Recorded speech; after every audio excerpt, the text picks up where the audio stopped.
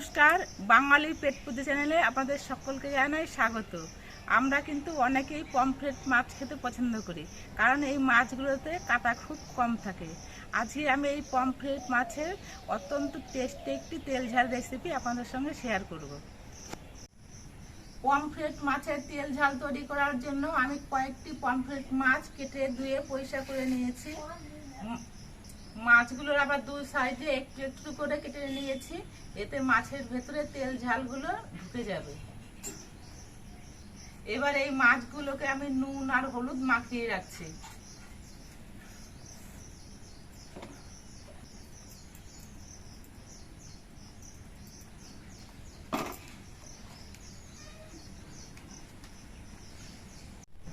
এবার কড়াইটা গরম করে কড়াইতে দিয়ে দিচ্ছি সর্ষের তেল।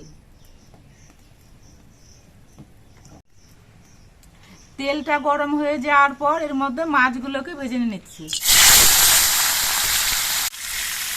মাছগুলোর এক পিঠ ভাজা হয়ে যাওয়ার পর উল্টে আমি আর এক পিঠও ভেজে নিচ্ছি।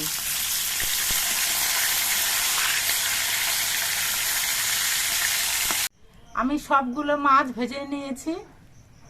এবার কড়াইতে আর একটু সর্ষের তেল দিয়ে দিচ্ছি।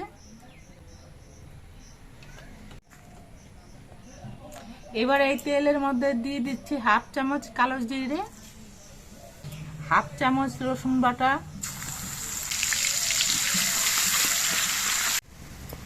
রসুনটা ভাজা হয়ে সুন্দর একটা সেন্ট বেরিয়েছে। এবার এর মধ্যে আমি 2 চামচ পেঁয়াজ বাটা দিয়ে দিচ্ছি।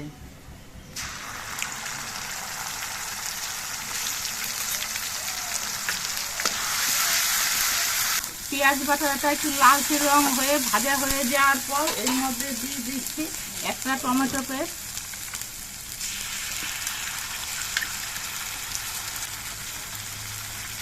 এক চামচ আদা বাটা, কয়েকটি চেরা কাঁচা লঙ্কা,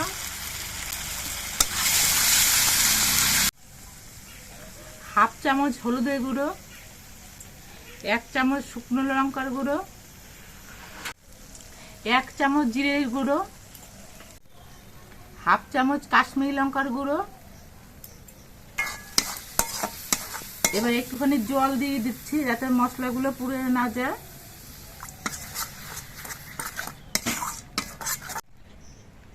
এবার এর মধ্যে দিয়ে দিচ্ছি পরিমাণ মতো নুন,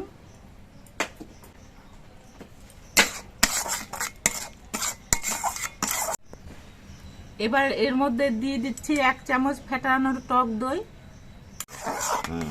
টক দইটা দিয়ে খুব আস্তে আস্তে জাল দিতে হবে, না হলে দইটা কেটে যেতে পারে। টক দই আর টমেটো দেওয়া হয়েছে, এর জন্য আমি হাফ চামচ চিনি দিয়ে দিচ্ছি, তাহলে আর তরকারিতে কোনো টক ভাব আসবে না।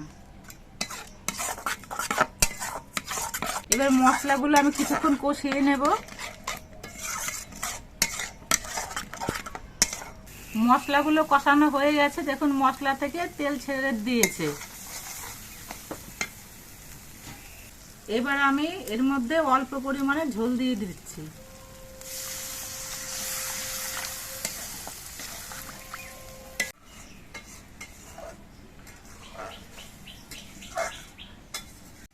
ঝোলটা ফুটে ওঠার পর এর মধ্যে মাছগুলোকে আমি দিয়ে দিচ্ছি।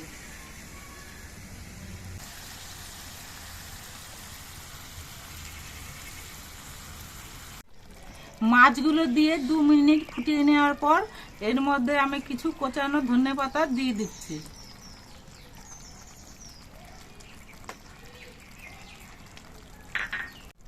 পমফ্রেট মাছের তেল ঝালটি তৈরি হয়ে গেছে, এবার এটি আমি নামিয়ে নিচ্ছি।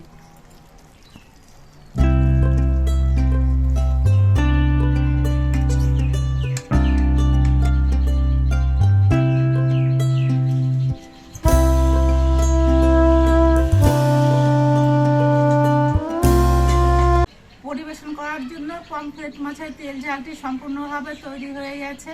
তো আপনারা দেখতে পেলেন আমি কিভাবে পমফ্রেট মাছের তেল ঝালটি তৈরি করলাম।